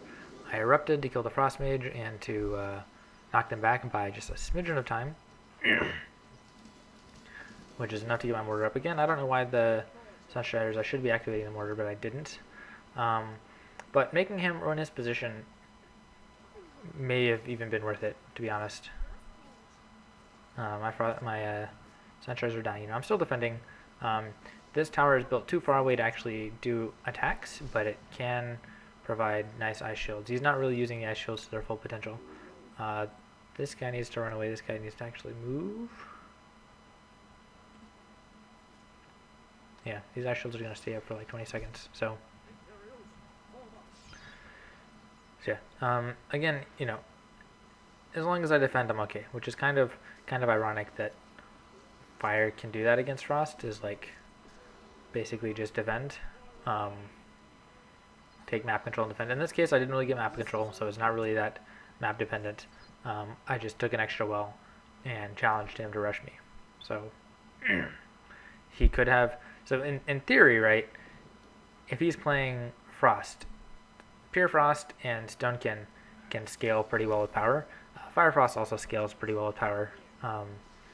But in theory, with Frost, in this map, it would have been good for him. He could have just taken a well when I took a well, and then not played any, not been playing so aggressive. By playing aggressive, he's kind of like gambling that he's going to kick my well, and I've had this up, you know, I'm about to get my power from having this extra well up. So I'm almost just a clean 100 power, or I guess I'm almost even, right? I'm almost exactly even with regard to power, but then I'll have pure advantage. Yeah, so he took this well, which means I can take another well. I decided to take tier 2 instead because I figured he doesn't have very much power, and he doesn't. So he's invested a lot of tier 1. If I can go tier 2, then we might see a good rush. He's building more ice shield towers, which is a good defensive card, and it's also useful in tier 2. So I would say that's definitely one of the cards that he should be playing since he's trying to stay tier 1 against my tier 2. And yeah, but at this point, I'm not really sure why I guess I'm just annoyed with those ice shield towers. I wanted to attack it. And I make a second split attack over here. So attacking with this deck versus Frost tier 1 is honestly kind of weird. Oh, he does have Ice Guardian in his deck, yeah. So I spawn them, now I can run and attack somewhere else, which is a common strat I use against Frost. He's still not able to go tier 2. I guess he can go tier 2 right now, but then he's asking for me to attack him with something heavy. Yeah, so problem is that Rage Claws are my main mode of attack, and Frost Mages beat them pretty easily. I mean, Hurricane and Nature tier 1 beats them pretty easily as well. So they're not the best card to have. Yeah, you guys are just gonna die. They're not the best card to have tier 2 versus tier 1. Skyfire Drakes are probably a little bit better. Of course, he does spam mostly Master Archers. So Skyfire Drakes and Scythe Fiends, I would say, are what I should be playing. The Rage Claws do a ton of damage, and it looks like he's trying to attack my Scythe Fiends instead of my Rage Claws. That was a really effective freeze. Means I'm getting the well down. Again, he's sitting right at the point where he could go tier 2, but his power is so tightly bound up that if he does go tier 2, it's he's not going to have power to defend it. I'm going to kill something. His units are still frozen, and I'm able to just basically run around using my mobility because I do have Storm Singers and Scythe Fiends, so they can just run through the map. These Scythe Fiends are, you know, he doesn't have power to spawn anything here. One thing I want to mention, often when somebody Glacier Shells, because I play like Fire Splashes, I basically just hit the well extra hard, because if you Glacier Shell can absorb some maximum damage, and then if you beat that, then you can't Kobold Trick it. So that's a common strategy I often use. In this case, he doesn't have tier 2, so there's no Kobold Trick, so I should just switch wells immediately. So that's kind of my bad. There's a lava field to get some knockback, try and stall some time, and this does drop, yeah. What happened here? I guess I switched targets weirdly, or maybe I was attacking here at the same time. He's got tier 1 units, he's going to try and attack me. But I've already gained such a huge advantage. He's still stuck tier 1 versus tier 2. Had wells kicked down, so I got more power than him. I've got higher tier than him. He does have more units on the field, but you know, Skyfire Drake will take care of most of that pretty easily. So yeah, so moral of this story, not really a moral. I wouldn't say the Fire tier 1 gave me such a huge advantage over him. Mostly the fact that he tried to push in a situation where he didn't. Maybe he could have pushed. It was a hard situation, you know. I think I'm gonna get this well down. Yeah. So let's look at this in high speed just a little bit longer. I drop this down. I'm gonna have power now that I can basically just start spamming lava field. It's really effective against a lot of tier 1 units. If I'm worried about this falling, I can Kobold Trick it. So it's, again, when you're going against Frost, there's not really a point to just pushing down. Okay, and that's the end. One more with Markeet. And I believe in this next one, playing Fire tier 1 definitely gave me an advantage in the Fire tier 1 versus Frost tier 1 Fire Frost kind of mirror. Alright, yeah, once again, me and Markeet, again on a generated map. And yeah, so in this place, this is a pretty good map for Frost. I'm not going to be able to get anything unless I wanted to go for the center and get a mortar. Which actually, I'm not going to say I'm not going to get anything. That could be really strong, right? Because I'm going to be able to get to the center before he can get to here, which means that I can build a mortar and just lock it down immediately. So he took a well. Yeah, so I've got the center, which is, yeah, that's, some might say the game is over right now. He's built instant well. I think that's honestly a good decision. He's going to get some power. He doesn't want to rush me. And I can come and take another well here. So he's gained some small power advantage over me. But I've denied him his next tier spot. The Ice Shield Tower I think was really good. Assuming it lives, which I'm not convinced that it will. He plays... Okay. Oh, the mortar can reach there. Yeah. So, never mind. Not really good. He didn't build it far enough away. Yeah, so... Not good. Yeah, by having this mortar here, I can basically deny this position to him. He's going to have to run all the way over here, but of course his units are slow. It's going to take a long time. If he does that, I can launch some offensive. This is a better placed mortar, or better placed tower. I'm not going to be able to reach him. But it still looks like he's trying to take this spot. And yeah, it's like really hard, right? Because he can go tier 2, but then what's he going to do tier 2? He can Skyfire Drake, so I can spawn some Sunstriders and Eruption. But if he tries a ground approach, the mortar and scavenger is going to be pretty decent against him. So I take a well, and he's gone tier 2. So yeah, so we'll see. I'm basically inviting this because I've got the mortar here. To be honest, it's not a greatly placed mortar for defense. It was more for offense here. You know, I wanted to be able to reach his well cluster and maybe the orb if he decided to build something like a tier 3 there.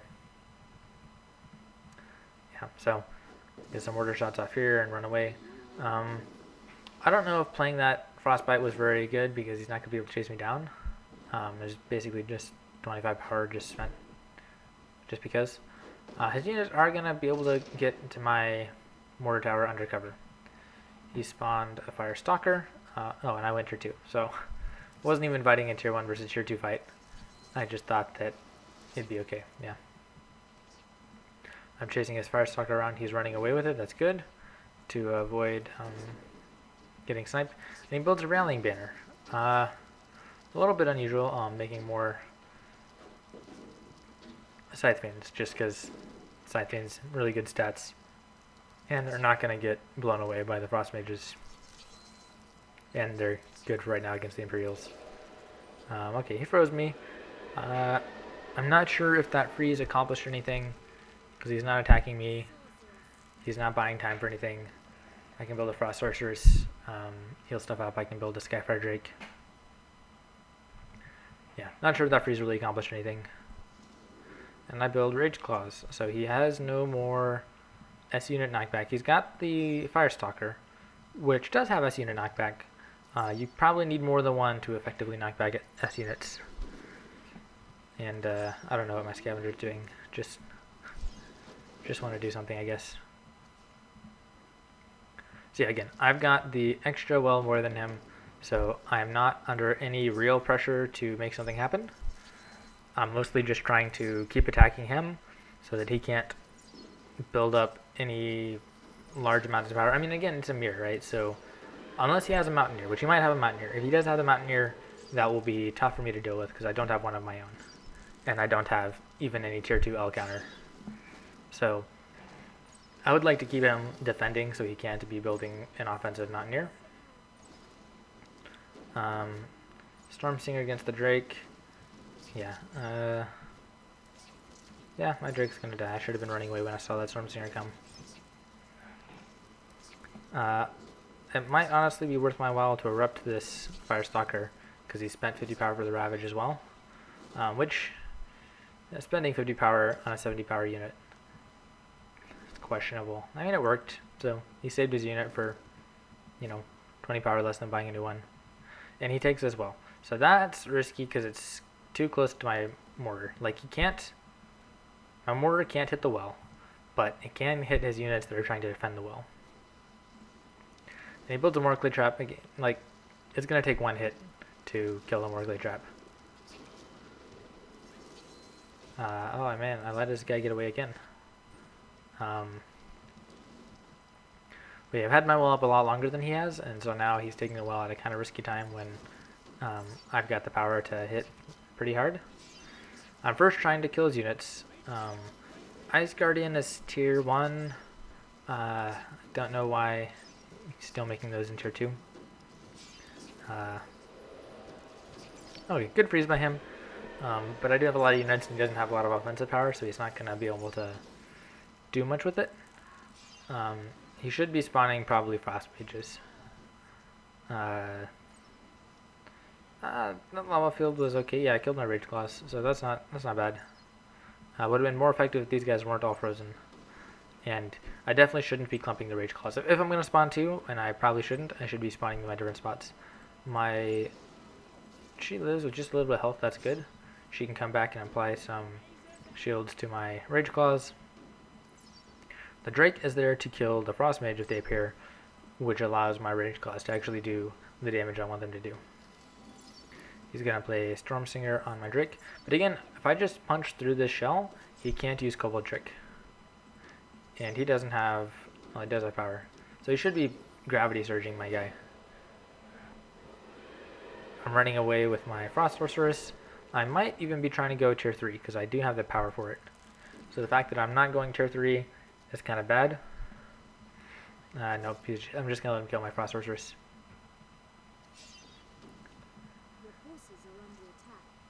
Yeah, so...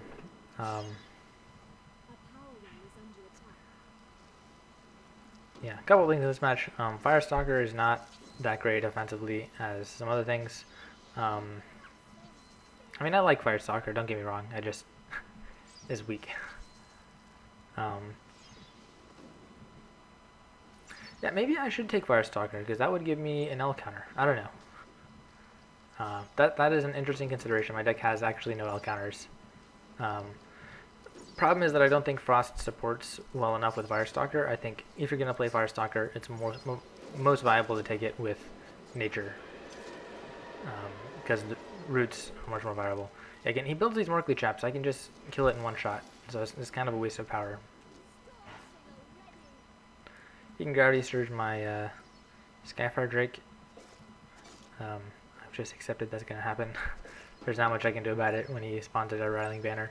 Good Shield is going to let a Storm Singer survive a little bit. But once my Rage Claws get raged up, they're going to kill it really fast. That was a good lava field. Yeah, and I think I'm just going to take out this Ice Shield Tower, because why not? It's still effective. Frost Sorceress died. Yeah, and I have so much power.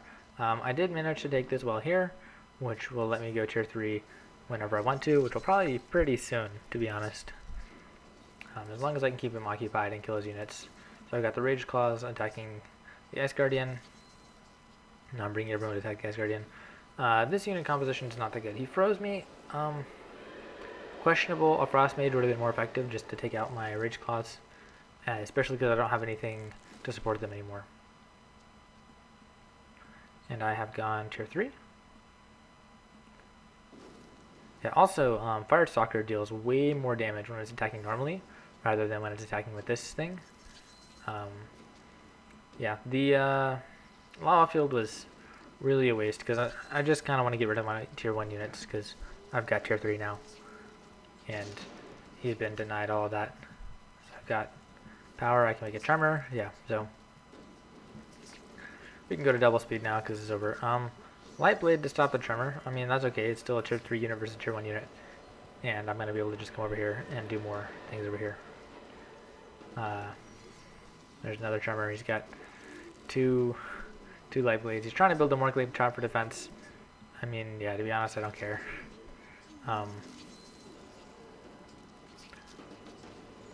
Yeah, okay. I mean, actually, the Markeet trap is doing more than I thought it would be, so I shouldn't be not caring. Part of why I don't care is because I know I've got such a large power advantage. These guys walked right into that freeze. That was pretty bad. He defended here, but I took out all his power wells. I should possibly be going for the monuments now at this point, just to get stuff on. He's got a lot of Schneider. I don't know what he's playing in tier 3. His tier 1 and tier 2 are so big. I don't think he carries Skyfire Drake. Yeah, that might be why. Yeah, spamming these Markeet traps really is not going to do anything. You can see that I'm ignoring them, and even though they're very good, it doesn't matter. Alright, so these were the games I played against Markeet's mirror match, and let's see what else I've gotten started. I got a bunch of replays, so this was good. I was able to play a bunch against people appropriately skilled to get to Tier 2 and see some Tier 2 action with these decks. We are back to playing games against Mocaak, but it's still a generated map. Which is, I don't know. In some ways that's good for me because my Tier 1 is bad. In some ways that's bad for me because in Firefrost maybe my Tier 1 is better than my Tier 2. So I take the immediate well. I'm not really worried about him rushing me at such a low power level. And I'm trying to see if I can be aggressive. It would be nice to take this and build a mortar here. Definitely a consideration. Okay. I was able to avoid getting a hit, and he was able to come and run away.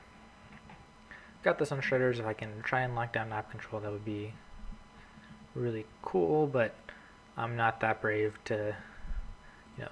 Swiftclaw does have actually a lot of damage. It's expensive though.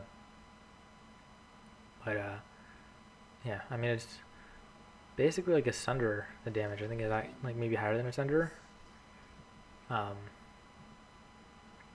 Yeah, I got him to spawn some Windweavers, which means that if I take a well, he won't be able to respond to that well. And we're okay. That was a really good route from him. What I should probably do is just spam a bunch of Sunstriders in here so that he can't get away with it. Yeah, so we traded Root plus Swiftclaw for Scavenger and Sunstriders. So I would say I made this trade, especially because I'm going to be able to get his units. Yeah, there's a bet against his units. These guys, I think I should come maybe take the well right now. He's rooted me. He's going to kill that Scavenger. So yeah, I should have been running away more at that point. Coming in with just one unit against nature, not that good because you just get picked off with roots. So I decided to take the well. It's risky because he's got a large army.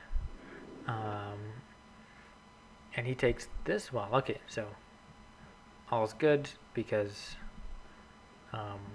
we're even on power, and I decide to build up the mortar. So he's rooted me. That's good from him. He's going to be able to possibly kill my Scavenger. I build the Fire Swarm to try and slow the DPS. See if I can attack his Windweavers before they can kill my mortar. He should be focusing the mortar. It looks like he's not doing that, and it goes up. So that's going to be pretty devastating here. These guys are all going to die. At the same time, I've got my Sunstriders just over here, just chilling, I guess. I'm attacking two different groups because I want to slow them down. You know, it allows them to get an effective heal like that. But I don't know. Yeah, maybe I should be just attacking the one to stop knocking them back. But yeah, to be honest, like, I don't know. He's healing two units that weren't doing any damage, so that heal may not have been really worth it. Okay, he builds another Windweavers. I should probably build another mortar if I get a chance. Yeah, and I walked right into that route. So that's not that good. Still got my Sunstriders sitting here, and I decided to build another defensive mortar. Take the time while he's got my route here. And yeah, should run away. It won't matter, but I should. I've got the defensive mortar up. I feel reasonably comfortable he's not going to be able to rush me very well. So I take the well and bring my Sunstriders back. So basically the whole time I was playing with a 50 power disadvantage because I had my Sunstriders over here. So I converted it to 100 power disadvantage, but then brought my Sunstriders back. So it's basically still like 50 power down, I guess. Yeah, I'm trying to go in. He's got just the one squad of Windweavers because he wanted to come back and see if he could take a well like me. That's one of the advantages that I'm trying to play in these narrow margins, right? Where nature has more expensive units, so I'm trying to abuse the fact that he can't copy me that quickly.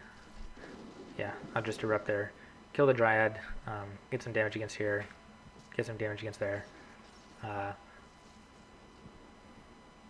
Running away with my Fire Sworn.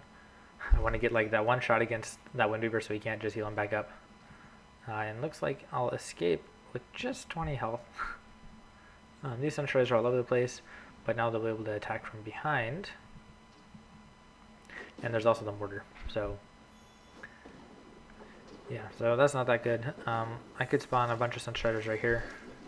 I don't really know if I want to do that dazed against Windweavers though. Yeah, so I think I saw he was building more Windweavers and I decided that wasn't the best course of action.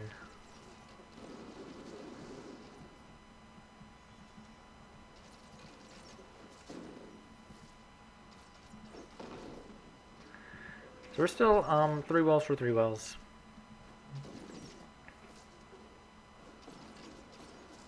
And I've got the Firestorm, which do pretty good against nature. So yeah, I think when I had mentioned something about how I might want to drop the Firestorm, it's difficult for me to imagine playing this match without the Firestorm now. I used to do it. I'm not sure how I used to do it. How I'd play my deck without Firestorm, yeah. And since this well has low health, I'm basically just gonna keep attacking it, and I'm gonna erupt all the units near it, and that's gonna just keep doing damage against the well. And it's kind of like the brute force approach, right? Because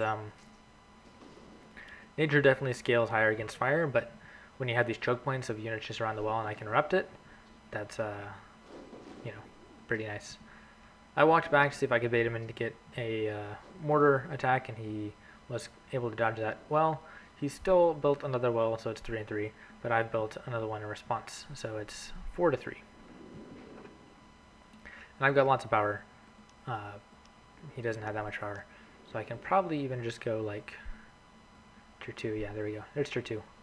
I'm not sure why I built it there. Like, this is just objectively a better place to build the tier 2. I don't think it'll matter though. It's probably why. Firestorm just to do something. I should run because his Swift Claw is going to kill me. And I'm going to be able to spawn a Skyfire Drake and kill this. I think Skyfire is the best option here. Where did I spawn? Nope, didn't spawn anything. Okay, he rooted me. Oh yeah, I spawned a dazed Skyfire Drake because he's playing Pure Nature. So it doesn't really matter. And I froze him. So the freeze is more expensive than this, but I'm gonna kill his stuff. He oinked me. I don't really understand. I don't really think the oink was very important because, like, this unit's probably gonna die anyway. The freeze lasts pretty long. I can spawn more units, and he's gonna die anyway. Yeah, he's got S units, which means this is gonna do well. I should be dodging it. I'm just being lazy here, to be honest. This is just lazy and it's bad. Lava field would be good. It would kill these guys. Yeah. Damage these guys, but he's not going to heal them because they're not worth healing.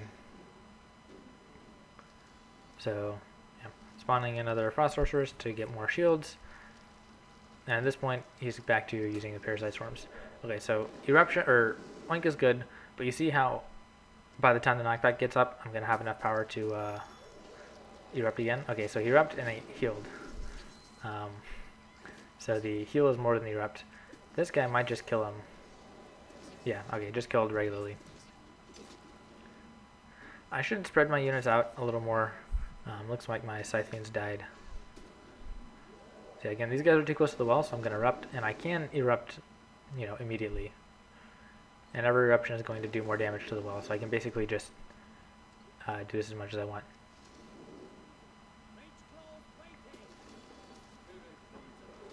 Yeah, so I'm splitting this guy here. And as long the Rage Claws here are really good to give ground presence so that I can hit and erupt. Oh, that wasn't that great.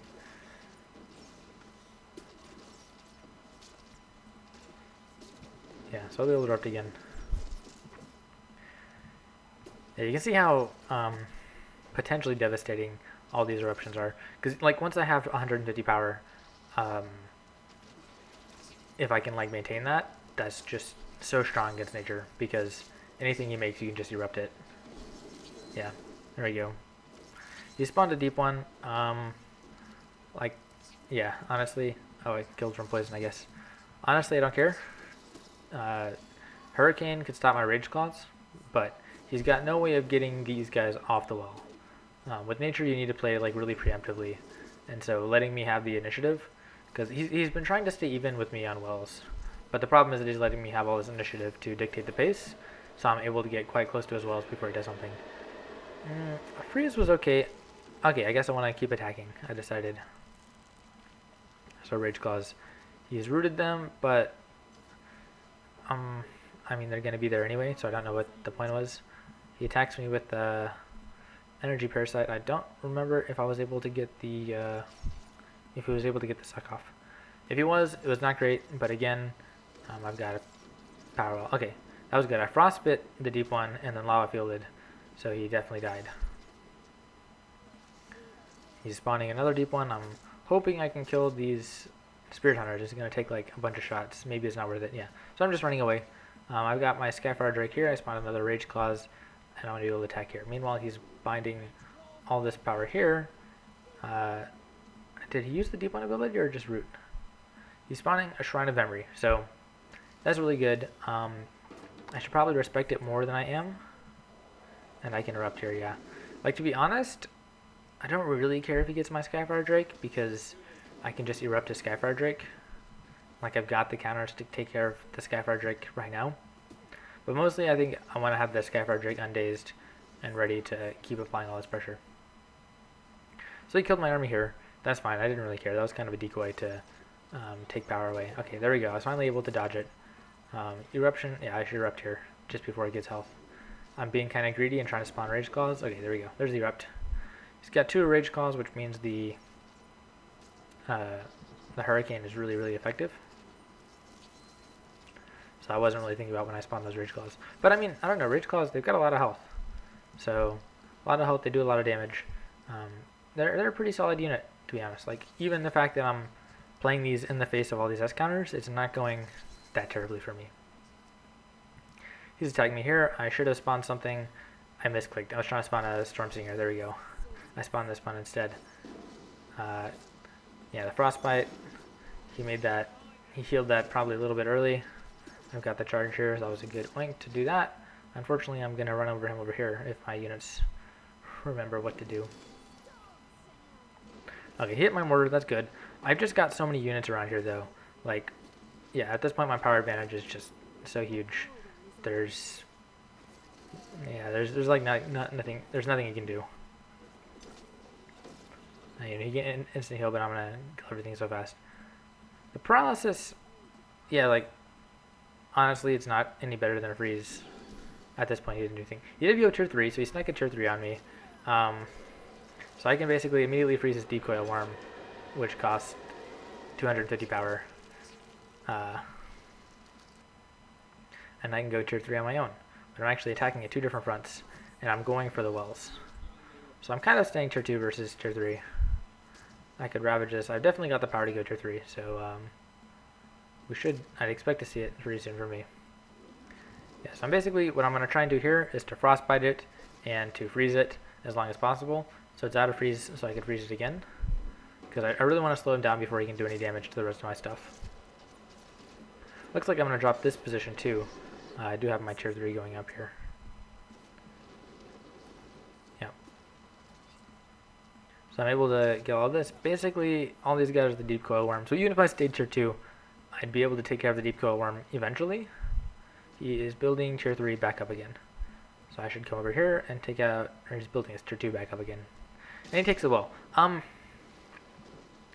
Yeah, I mean, I'm not going to say taking the well is a bad idea because the game is super over anyway. But there's no point in taking the well. Yeah, he's got his tier 3 going. So, but yeah, the well is just, it's only worth it if you're going to survive for 2.5 minutes. And he's not, you can see 2.5 minutes is not going to survive. I'm attacking with Silver Lancers because they're pretty spammable. My Skyfire Drake, I guess, still from before, and there's a Tremor. I should maybe spawn another Silver Wind and go attack over here. Oh, I did do that. Look at that. I'm a better player than I am commentating right now. He dodged my freeze, I think. He is microing his Deep Coil Worm pretty well. Like, to be honest, seeing the Deep Coil Worm, it's doing better than I thought, but at the end of the day, it is 250 power, so that's a lot. Spam, maybe another Deep Coil Worm. I can be kobold tricking this. Yeah, there we go.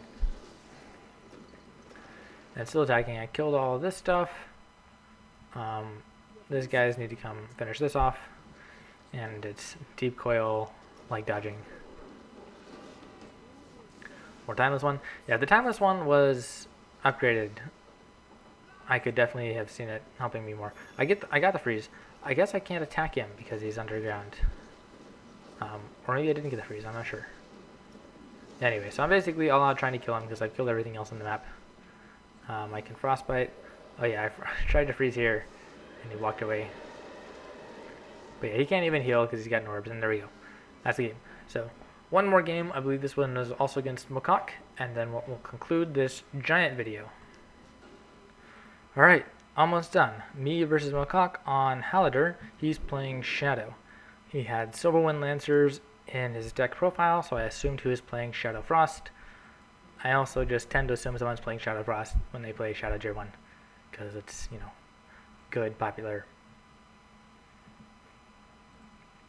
Pretty standard. I take this wall here, he takes that wall here.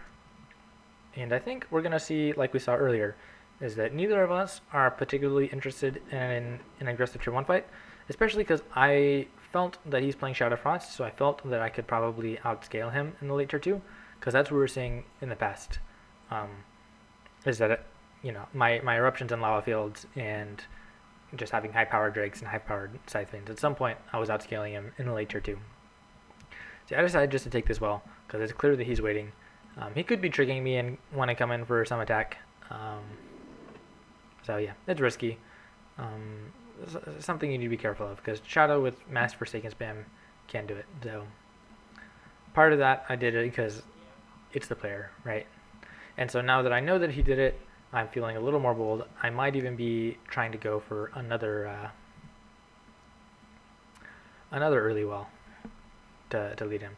You know, in the Shadow versus Nature matchup, usually it's the Shadow player who leads, and the Shadow player decides when you take a well. Because he could relatively effectively rush me. But yeah, so I take the well. He takes the well here. And again, we're well for welling, right? So my theory was that I'll be able to outskill him with my higher power units.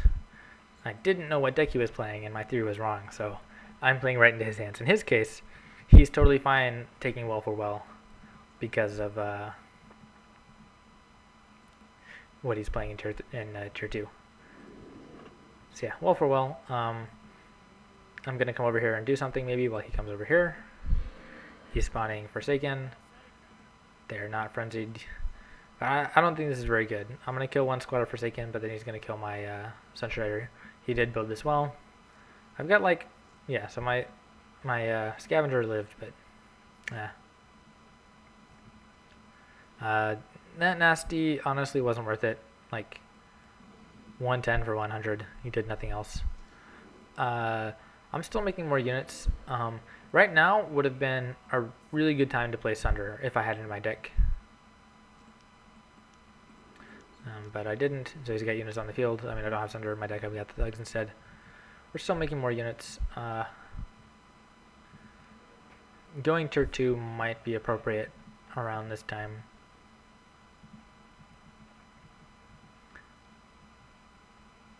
Yeah, we're just waiting, seeing what's going to happen.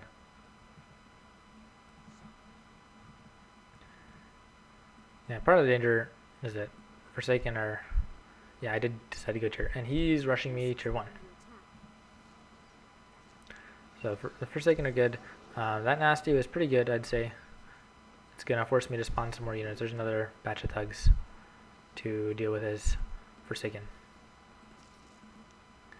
So he's got a pretty large amount of power because of that. And he's frenzied this Forsaken, so he spawned 2 more. So I'm going to have Scythe Fiends in a second. I've got Scythe Fiends now, yeah. So that's going to be okay to deal with them. Lava Field will take care of all this. Yeah, Lava Field will definitely take care of this. I froze? Okay, yeah. Actually, freezing is better because they're frenzied.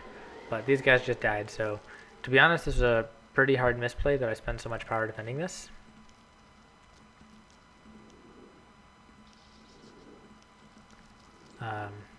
You know, because he just got the Forsaken. Let me take a look at his power. Yep. I don't really know why he's spamming Forsaken just against the Scythians. He frenzies them. So that's not going to be that effective when I can put a shield on these guys. He should be maybe focusing the Frost Sorceress. Yeah, so I killed these guys. There's a Ravage. There's a Nightcrawler.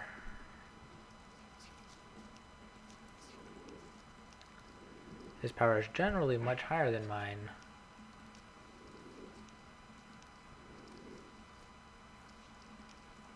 Because I'm binding all these units on the field here. There's a Skyfire Drake. Yeah, I'm playing off my power limit. I'm not realizing that he's not playing anything because he's saving for Harvester. Yeah, there's that Harvester. Can I get a freeze out? I did get a freeze out. Honestly, yeah, what I'm trying to do, I'm trying to take this well. I need to build an instant mortar here, I think. So I'm going to be able to drop this well. That's fine. The question is he going to be able to drop more than one well of mine? Yeah, there's a mortar. Yeah, so I did drop that well. His Harvester's at full health. And I've got 32 power. So he's taking the time here. I've frostbitten him to make him slow, to give me more time to get to my base. And the Scythians, I don't know exactly what they're doing. Spawn Rage Claws because they've got good health. They're going to get knocked back and kind of hard for them to kill. Stormsinger just for the range. Yeah, and there's Life Weaving, so it like instantly doubles his health. It ensures this is going to go down. I can Kobold Trick it, but the Life Weaving will go right through the Kobold Trick. So yeah, at this point, it's one well down for one well down. But he's got a large army here that's able to do a lot. Yeah, so definitely he's winning. This is certainly going to drop. Actually, no, I have Frost. But I think it's going to drop. Because again, I've got the 60 power, right? He ported here. Porting, I don't think is so important against Fire Frost. Because I've got the building protects and I don't have root. But he's doing good split attack. He's going to definitely overwhelm my defenses and take this down. Lava Field, am I going to be able to kill his Harvester? He kills that well. So I've lost 2 wells. He's lost 1 well. He's got a lot more power than me too. So yeah, this is looking bad. The Harvester was really effective. And he wasn't even spamming just like a ton of stuff, right? So in this game, I don't know if a disenchant would have made all that much of a difference. Irish Knight for sure would have, but yeah. So he's got another Harvester. And I don't have like... Yeah, the problem is that, you know, when I'm doing my good attacks, it's basically 300 bound power, right? It's a Scythian and 1 or 2 Skyfire Drakes. Problem is that that's not so good at stopping his Harvester. So yeah, there's another Life Weaving. I freeze him to try and get more time, but of course I'm damaging my own stuff with this Life Weaving. I don't know what happened to those Rage Claws. Give him a... Yeah, so I'm really trying to take down his Harvester. I think maybe there's good chances. The port messed up all my units' position, and now I don't know what they're doing. If I can get a lava field on these guys, that would be nice. But I don't have enough power. And it looks like this is going to drop down, yeah. So the main thing in this part, I would say, is that I need to be proactive, and I need to be thinking about the Harvester. And I need to be like prepared for my defense. Yeah, that was a terrible eruption. So yeah, this game's over. Yeah, I would say Irish Knight or even Gladiatrix would have helped against that Harvester.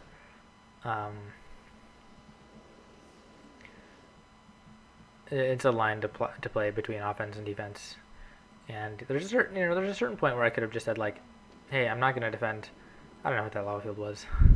Could have just said like, hey, I'm not going to defend. I'm just going to attack and see if I can attack harder than your Harvester. But yeah, I don't know. He did really good with his tier 1 units, saving power, and then keeping that power into tier 2. So yeah, this game's over. Taking this well. Yeah, I don't know. It's good. So yeah, this is a good play. Good game by Mocaak. I can't recognize any like super fatal flaws that I made. If somebody else who plays Fire Frost wants to point out and let me know what I should have played. But yeah, so here's the game. That's everything. Thank you guys for watching this massive massive video. Let me know if you're still here on the end, and let me know if that helps. And also, most importantly, let me know what next deck you want me to cover in my budget deck building series. Thank you for watching.